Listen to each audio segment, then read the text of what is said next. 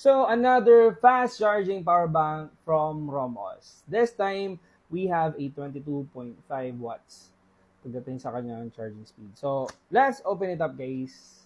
Ang maganda rin dito is actually it is super slim. Pero before we check the power bank, silipin muna natin ano pang meron tayo dito.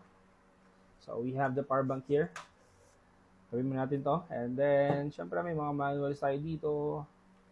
USB-A to Type-C for charging. And that is pretty much it.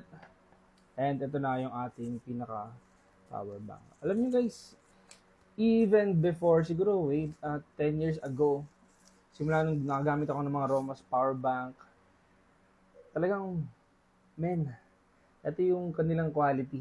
Sheesh. So look at that, very slim design.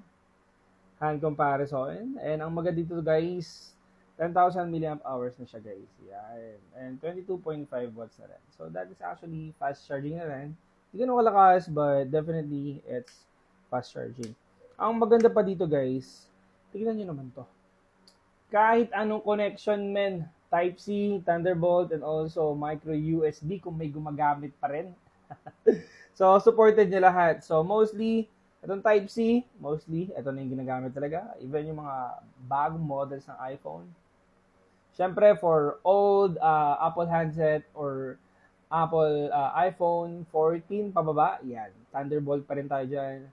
And of course, sa mga old generation ng mga device, itong micro USB. Pero siyempre, di ba, as someone who is into tech, this is really helpful. And yun nga, hindi ka naman bibili ng separate cables, meron ka na dito. And as you can see, ito naman yung kanyang for charging.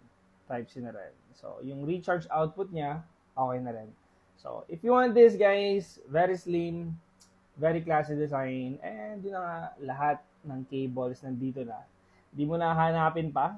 So, check nyo lang yung link natin down below. This one be like a 5 more. Let's go.